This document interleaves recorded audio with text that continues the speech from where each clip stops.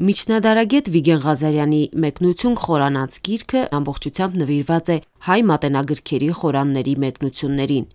Մեր ձեռագիր մատյանները զարդարող կամարաձև զարդապատկերները երկնային արքայության խորհուրդն ունեն, որոնցից յուրաքանչյուրը տարբեր սիմվոլներով ու պատկերներով է ծաղկված։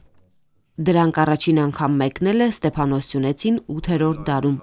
Ըստ Վիգեն Ղազարյանի միայն հայ հեղինակներն ունեն այսպիսի մեկնություններ։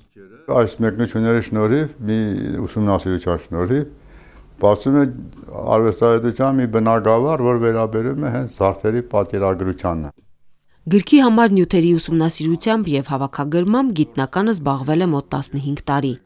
Անդրադարձել է 5-ից 6-րդ դարերից մինչև 12-ից 13-րդ դարերի տարբեր դպրոցների ավետարանների խորաններին։ Դրանց սիմվոլներն ու զարդանկարները Վիգեն Ղազարյանը քննել է էսթետիկայի, թվային խորհրդաբանությամբ, գունային տեսանկյուններով։ Խորանների այդ սիմվոլները խորհրդաբանական միևնույն նշանակությամբ իրենց գործածությունն են գտել նաև ճարտարապետության, խաչքարագործության մեջ արվեստի այլ ոլորտներում։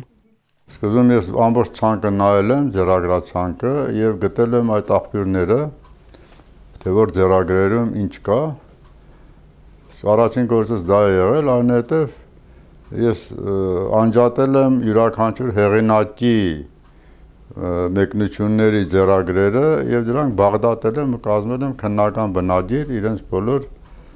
տարընթերցվածներով, որ կան տարբեր ձեռագրերում։ Մեկնություն խորանաց գիրքը հրատարակվել է Գարեգին II ամենայն հայոց կաթողիկոսի օրհնությամբ Մայրաթոր Սուրբ Էջմիածնի տպարանում, հասցեագրված է միջնադարագետներին, արվեստաբաններին։ Լուսինե Բալյան, Մեսրոպ Ավետիսյան, Եկեղեցական կյանք։